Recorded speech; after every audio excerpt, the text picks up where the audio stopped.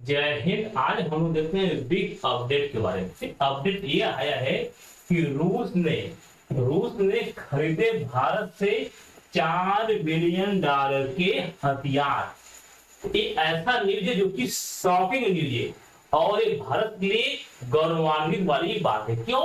क्योंकि जो रूस जो है हमेशा भारत को हथियार बेचता है।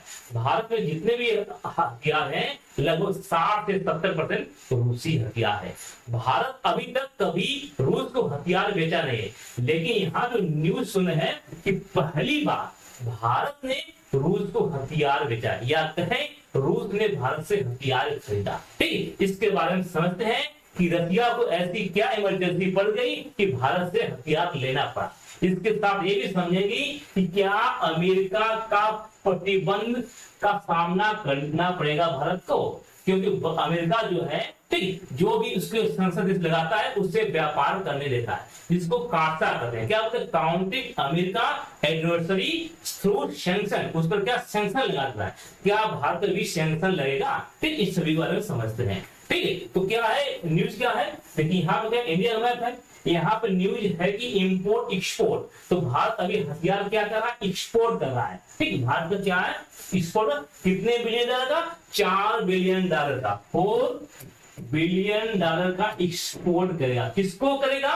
रूस को। ठीक, और यहाँ इंपोर्ट हमेशा इंडिया इंपोर्ट करता था, लेकिन आज ऐसा समझ आ गया कि अब भारत को ऐसा कार्यकाल आ गया, इसका पावर आ गया कि आज रूस को भेजना पड़ा है। तो रूस को यहाँ पर क्या मजबूरी हुई कि इंडिया से खरीदने के लिए मजबूरी हो रहा है। ठीक है, तो देखिए रसिया के पास आयल की सप्लाई बहुत है। देखिए जो रूस है, रूस के पास नेचुरल रिसोर्स बहुत अधिक है। उसके पास पेट्रोलियम आयल या क्रूड आयल की संख्या बहुत ही अधिक है, कोयला बहुत है, गैसेस बहुत है, यानी उसके पास नेचुरल रिसोर्स है बहुत ही अधिक है रूस के पास। इसी प्रकार रूस है रिसोर्स बेचता रहता है। देखिए जो हथियार खरीदने का जो मेन पर्पज है, तो रसिया और यूक्रेन के बीच युद्ध का है। ठीक है, रसिया और रूस और यूक्रेन के बीच युद्ध का जारी है। ठीक है, देखिए रसिया और यूक्रेन के बीच में युद्ध शुरू हुआ था फरवरी माह में। ठीक, फरवरी 2022 में 2022 में रूस और यूक्रेन के बीच युद्ध शुरू हो गया था। ठीक, लगभग कितने 811 दिन हो गए जो कि युद्ध चल रहा है, और इसमें जो रूस है वो लगातार इस पर काउंटर कर रहा है, लगातार ये बढ़ चढ़ कर हिस्सा ले रहा है। ठीक है, तो रूस क्या है, रूस और यूक्रेन युद्ध हुआ और लगभग 811 दिन के ऊपर हो गए और लगातार युद्ध चल रहा है। इसमें जो हथियार है, रूस के हथियार खत्म हो रहे हैं, और रूस का हथियार खत्म होने के कारण से वो इंडिया से परचेस करने का। तो समझते हैं कि इंडिया से परचेस करने का क्या रीजन है। इसके साथ जो रूस ने जो हथियार खरीदे, कितने $4 बिलियन खरीदे हैं, और 4 बिलियन जो हथियार खरीदे हैं वो भी जो रुपया आपको पेमेंट किया जाएगा वो भारतीय रुपया, यानी इसका जो अमेरिका जो रूस का है, रूस का पैसा भारतीय रुपए भारतीय अकाउंट में, जिसको वास्त्रो अकाउंट करते हैं, और वास्त्रो अकाउंट में जो है रूस का है वो लगभग $60 बिलियन है। तो $60 बिलियन रूस का पैसा इंडिया में कैसे आ गया, भारत ने क्या क्या सामान खरीदा कि वो उसको करना पड़ेगा। ठीक है, तो समझते हैं। देखिए ये है रूस। ठीक है, रूस जो है विश्व का सबसे बड़ा देश है। ठीक है, और रूस का पड़ोसी देश है यहाँ पर यूक्रेन है।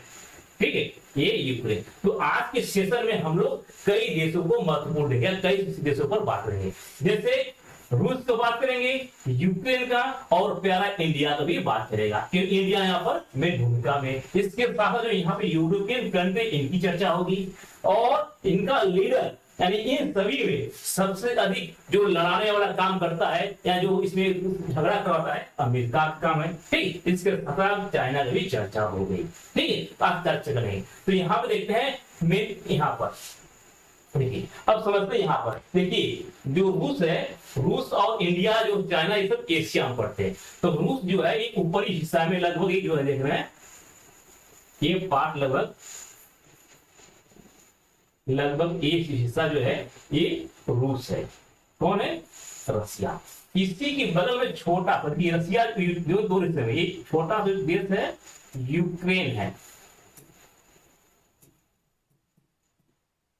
ठीक है, और प्यारा इंडिया हमारा यहाँ पर है, इंडिया यहाँ पर है। देखिए जब युद्ध होता है तो किसी देश को हानि होती है और किसी देश को फायदा होता है। ठीक है, तो एक बात है यहाँ पर, रसिया और यूक्रेन के युद्ध में दो देश ऐसे देश जो कि वहां पर अच्छा खासा को मुनाफा हुआ। कौन हुआ? एक बार चाइना था यहाँ पर, एक बार इंडिया को। ठीक, यानी आपदा में अवसर इनको मिला। देखिए जब रसिया और यूक्रेन का युद्ध हुआ तो फरवरी 2022 में फरवरी 2022 में रूस ने यूक्रेन पर आक्रमण कर दिया। आक्रमण करने का रीजन क्या था? नाटो देश। क्या है? नाटो का जो लीडर है कौन है? अमेरिका। ठीक, यहाँ देखिए अमेरिका है, ऊपर कनाडा है। ठीक, तो इसके नाटो का जो मेन रीजन है नाटो देश।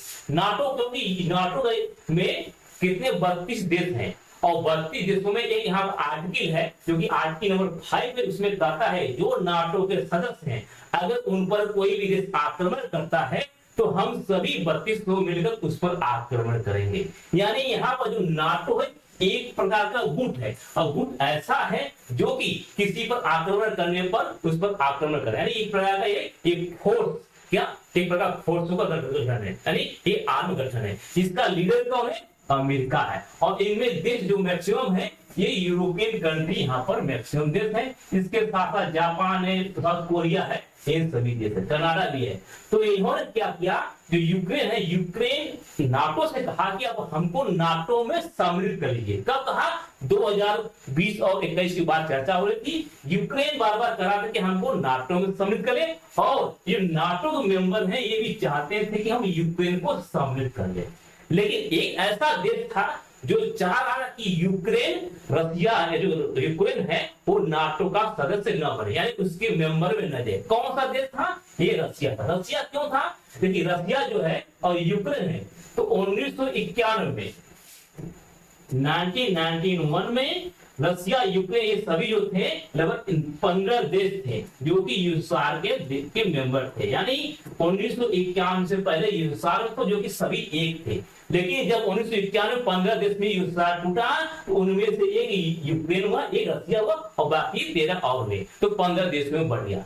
तो रसिया कहता है, और इनमें से सबसे बड़ा देश कौन का? रसिया। तो जो यूएसआर का स्थान लिया रूस लिया। ठीक, तो रसिया कहता है यूक्रेन से कि तुम नाटो का सदस्य ना बनो, क्योंकि तुम नाटो का सदस्य बन जाओगे तो अमेरिका हमारे सर पर आकर चढ़ जाएगा, हमारे सर पर आकर खड़ा हो जाएगा, जिसको हमारे देश पर निगरानी करेगा। तो हम नहीं चाहते हैं कि तुम नाटो का सदस्य बनो, क्योंकि 20 साल पहले 1991 से पहले यूक्रेन रसिया का हिस्सा था, एक प्रकार का भाई था। जिस प्रकार से इंडिया और पाकिस्तान है या बांग्लादेश है वो इंडिया का हिस्सा है, उसी प्रकार से रसिया कर रहा है तुम यूक्रेन जो हो वो हमारे ही हिस्से हो, इसलिए तुम नाटो का सदस्य न बनो। लेकिन ये यूक्रेन पगला गया था, ये बार बार नाटो में ही मिला जाता था। तो उसी प्रकार से यहाँ पर 2022 में जब नहीं मांगा, देखा रसिया की नहीं मार रहा है तो इस पर आक्रमण कर दिया। तो आज 2024 से लगभग 811 दिन से एवं यहाँ पर युद्ध चलता रह गया। ठीक, लगभग 2 वर्ष से ऊपर हो गया और यूक्रेन की मदद करने के लिए अमेरिका हुए, वेस्टर्न कंट्री सभी सपोर्ट में आ गए। ठीक, क्या है? सभी इसको सपोर्ट में आ गए। इसके यूक्रेन के इसको हथियार दिए, पैसा दिए, सब कुछ दिए, यानी तुम युद्ध लड़ो हम तुमको सपोर्ट करेंगे। पीछे से कौन था? ये सभी थे वेस्टर्न कंट्री, यूरोप के कौन कौन? सभी देश, Russia, France, Ukraine, France, Germany, Britain, यानी जितने बड़े देश थे सभी उसके साथ थे। ठीक, इसके साथ साथ अपने अमेरिका भी था, कनाडा भी था। ठीक, तो इसके साथ यूक्रेन थे, इसकी अपोजिट में रसिया पर प्रतिबंध लगा दिए। प्रतिबंध पहले क्या लगा है? एक स्विफ्ट होता है। क्या होता है? स्विफ्ट होता है इंटरनेशनल ट्रांजैक्शन के लिए। जब आप इंटरनेशनल ट्रांजैक्शन करते हैं, विदेशी व्यापार होता है, तो स्विफ्ट के माध्यम से व्यापार होता है। मान लीजिए इंडिया में आप किसी को पैसा ट्रांसफर करते हैं, वो किसके निगरानी होता है? वो आरबीआई के निगरानी होता है। उसी प्रकार से पूरे विश्व में अगर जो ट्रांजैक्शन होता है इनकम का, पैसे का, वो स्विफ्ट के माध्यम से होता है। तो पहला काम किए वेस्टर्न वर्ल्ड, यूरोप और अमेरिका मिलकर अगर रसिया को स्विफ्ट से बाहर कर दिए। स्विफ्ट से बाहर करने से ये घटा हुआ रसिया को ये किसी अन्य देश से व्यापार करेगा तो उसको पैसा ट्रांसफर नहीं करेगा, या कोई और देश इससे व्यापार करेगा तो उसको पैसा ट्रांसफर नहीं कर पाएगा। अगर पैसा ट्रांसफर नहीं कर पाएगा तो उसका व्यापार ही रुक जाएगा। पैसा ट्रांसफर करेंगे तो आप हमको सामान देंगे नहीं, उसी प्रकार से तो सिर्फ से बात करिए। और दूसरा काम ये कि जो यूरोप, अमेरिका, ये सब जो रशिया से जो नेचुरल गैस और पेट्रोलियम लेते थे या क्रूड ऑयल लेते थे, उसको मना कर दिए कि हम तुमसे नहीं लेंगे, और ऊपर से सैंक्शन डाल दिए कि आप किसी से व्यापार नहीं करेंगे। लेकिन इनमें से जो यूरोप कंट्री है सबसे महामूर्ख निकले। क्यों? क्योंकि जो रशिया है इनको सबसे अधिक क्या क्रूड ऑयल सप्लाई करता है। यानी यहाँ पर देखिए जो यूरोप कंट्री है, यहाँ पर ठंड जबरदस्त पड़ता है, यहाँ पर ठंडी कड़ाके की ठंडी पड़ती है, यहाँ पर लगभग 9 से 10 महीने कड़ाके की ठंड पड़ती है। जो ब्रिटेन है, फ्रांस है, ये सभी जर्मनी है, ये सब बहुत ठंड पड़ती है, बर्फ पड़ती है। और घरों को गर्म करने के लिए ऑयल की जरूरत पड़ती है, क्रूड ऑयल और गैस की जरूरत पड़ती है। अगर ये यहाँ प्रतिबंध लगाकर अपने पैर पर कुल्हाड़ी मार दिए, क्यों? क्योंकि लगभग ये युद्ध है 2 वर्ष से ऊपर चला गया, ठंड का मौसम बहुत हुआ था यहाँ पर, जिस कारण से यहाँ पर महंगाई दर चरम सीमा पर हो गई।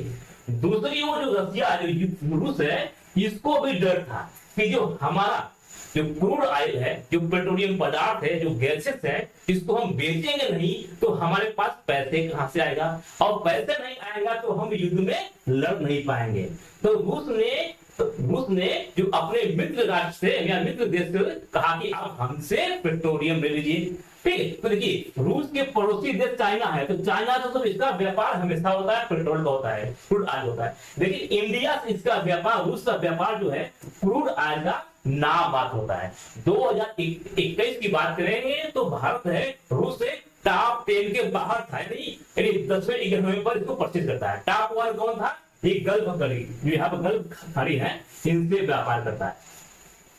देखिए यहाँ पे क्या है, गल्फ है, जैसे जो कि सऊदी अरब, इराक, ईरान है, इनसे पेट्रोल है। क्यों लेता है? क्योंकि ये पड़ोसी देश है और तुरंत पेट्रोलियम आ जाता है। और हम रूस से पेट्रोल मंगाएंगे तो हमको लगभग 35 से 40 दिन लगता है, और 35 से 40 दिन लगने के साथ साथ हमको काफी दूर पड़ता है और हमको काफी महंगा पड़ता है। इसलिए इंडिया रूस का मित्र होते हुए भी क्रूड ऑयल या नेचुरल गैस नहीं लेता है, अपने पड़ोसी देशों से ले लेता है, जो कि आपके इराक, ईरान है, ठीक, इनसे लेता है। जब यहाँ पर सेंक्शन लग गया और पेट्रोलियम की दाम बढ़ते गया, क्योंकि ये देखिए यहाँ से रशिया से लोग पेट्रोल ले लिए, पर यूरोप कंट्री अब ये डिमांड करने लगे गल्फ खाड़ी से, अब पेट्रोलियम का दाम बढ़ने लगा। इधर रशिया चाह था कि हमारा पेट्रोलियम भी बिके, तो इंडिया ने कहा कि हम अब हमारा पेट्रोलियम लीजिए। तो इंडिया ने कहा देखिए भाई, हम आपके मित्र हैं, हम आपकी मदद करना चाहते हैं, लेकिन हमारे भी कुछ शर्तें हैं। पहली शर्त है कि आप हमको जो क्रूड ऑयल देंगे वो हमको सस्ता चाहिए, क्योंकि अगर उसी दाम को देंगे तो हम अपने बगल से ले लेंगे। तो रशिया ने कहा कि हम आपको बहुत ही सस्ते दाम पर देंगे, ठीक, लगभग 50 से 60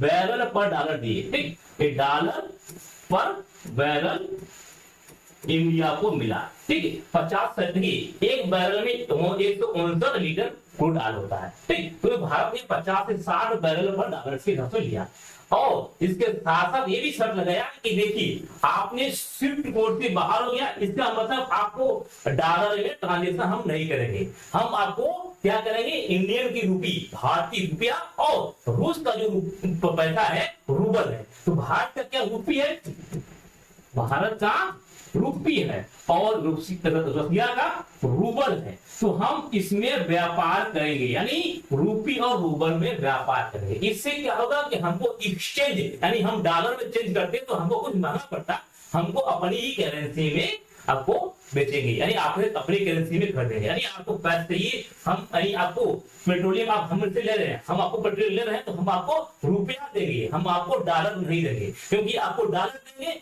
तो हमारे पास डॉलर की कमी हो जाएगी, ठीक है। तो रूस ने मान लिया कि ठीक है भाई, हमारा तेल बिकना चाहिए, भले ही रुपया हो।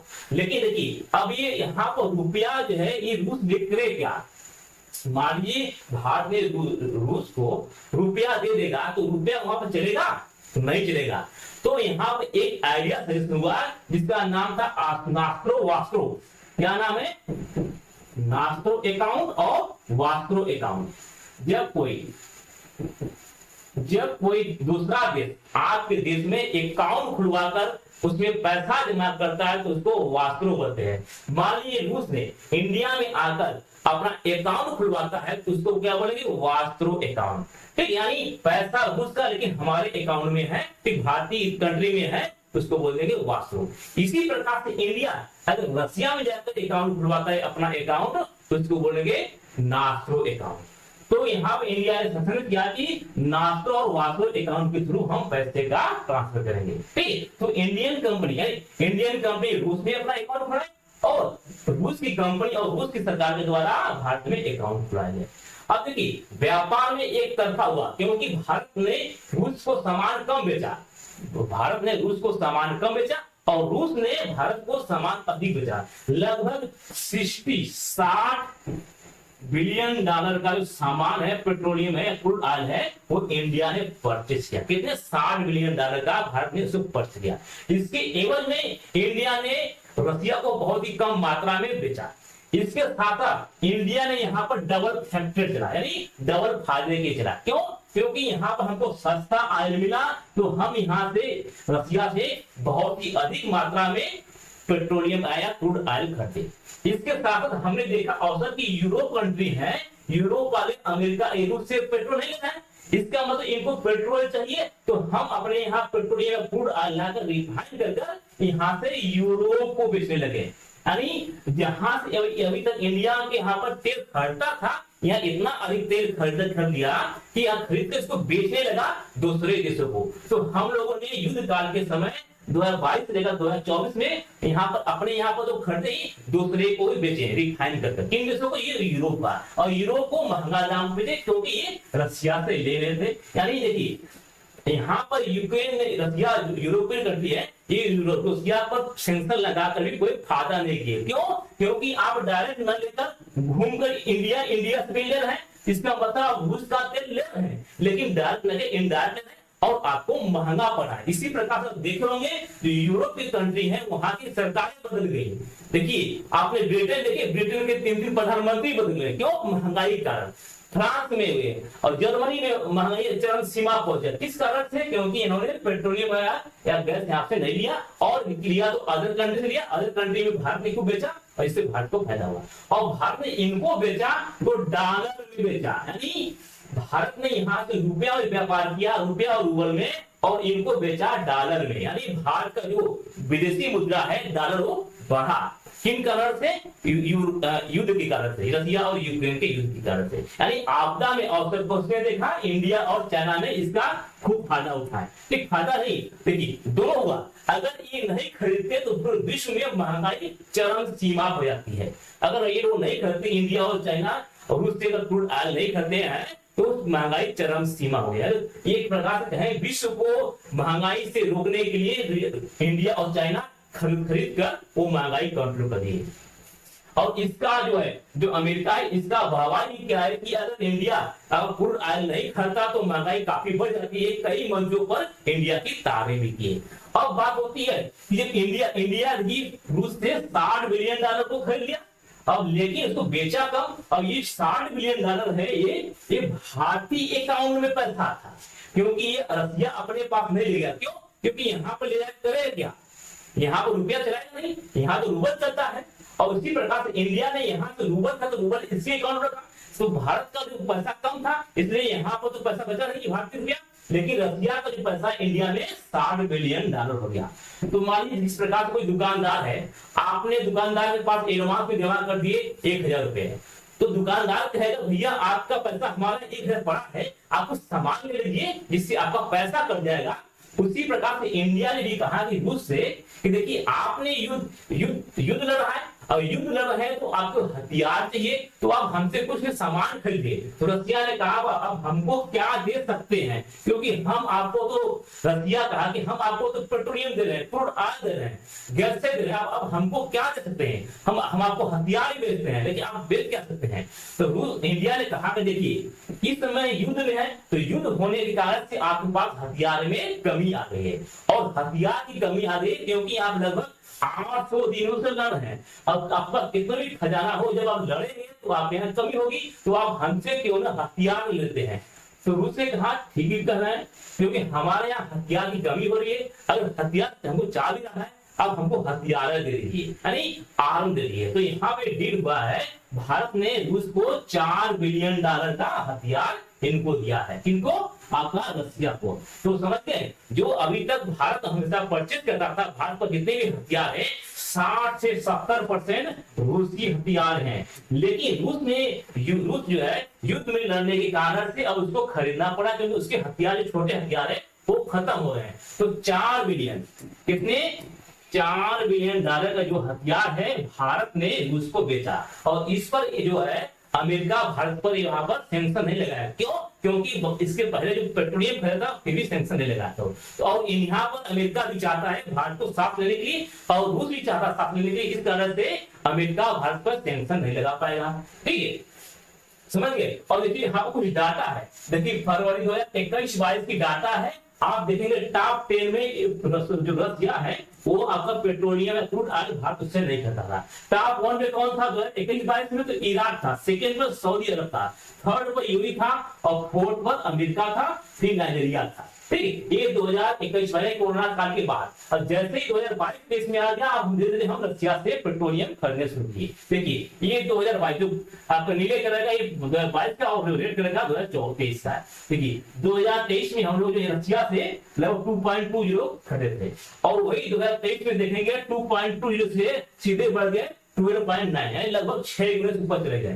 ठीक, तो यहाँ पर हम लोग यहाँ पर रसिया 2023 में काफी संख्या में वहां से रसिया से क्रूड ऑयल परचेस किया, वो भी सस्ते दामों से। हालांकि भारतीय जनता को क्रूड ऑयल भारत सरकार ने खरीदा या भारतीय एजेंसी खरीदे, वो भारत में महंगाई दर नहीं कम की, यानी जो पेट्रोल है उसकी दाम नहीं कम की, यहाँ भारत सरकार ने पैसा कमाया और यहाँ की कंपनियां कमाई, यहाँ की जनता को कोई लाभ नहीं हुआ इस युद्ध के लाभ का। ठीक है, लाभ किसको हुआ? भारत सरकार और यहाँ की कंपनियां को। कंपनी कौन है?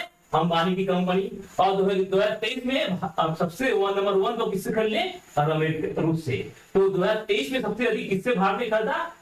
किससे? रूस से। सेकेंड स्थान पर इराक हो गया। ठीक, उसके पश्चात सऊदी अरब। नहीं तो हम हमेशा इराक और ईरान खरीदते, और सऊदी का जो नंबर होते, रसिया का जो नंबर होता है 10वें और 11वें पर हम लोग खरीदते थे, क्योंकि हमारे यहाँ से काफी दूर था। ठीक, इसी प्रकार से यहाँ भी जो डाटा है ये भी करंट का डाटा है।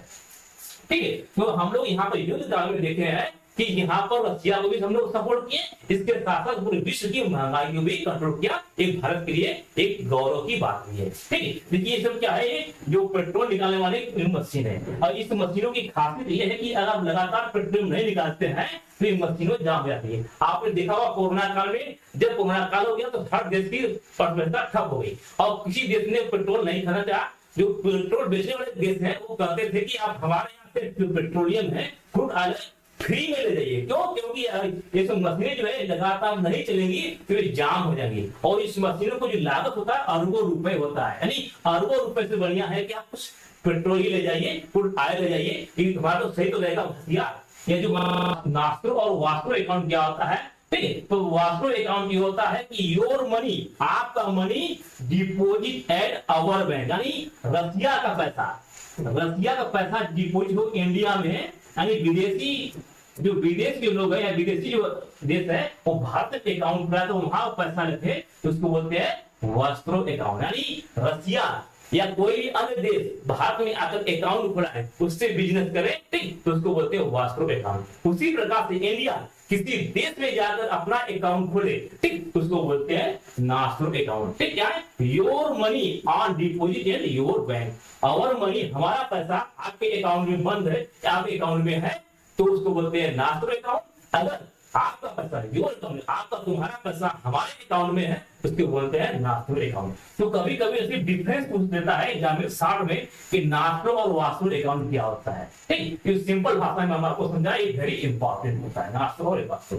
ठीक है, तो समझ गए, ये बहुत ही इंपॉर्टेंट है। ठीक, ये ऐसे परीक्षा में डायरेक्ट पूछा जाता है। ये कौन है? व्लादिमीर पुतिन है, जो कि अभी 5वीं बार राष्ट्रपति की चुनाव जीते हैं, और ये है यूक्रेन के राष्ट्रपति व्लादिमीर ज़ेलेंस्की। ठीक है। आई होप कि आपको अच्छे से समझ आ गया, ये सेशन में आपको समझ आ गया कि किस प्रकार से आज इंडिया इस मुहाने पर खड़ा है कि अपने हथियार विदेश में बेच रहा है। अभी हाल में एक डील किया था भारत ने, इजराइल को हथियार बेचा है, फिलिस्तीन बेचा है, वियतनाम को बेचा है। तो भारत अब जो ऐसा समय आ गया कि भारत अपना हथियार बेच रहा है।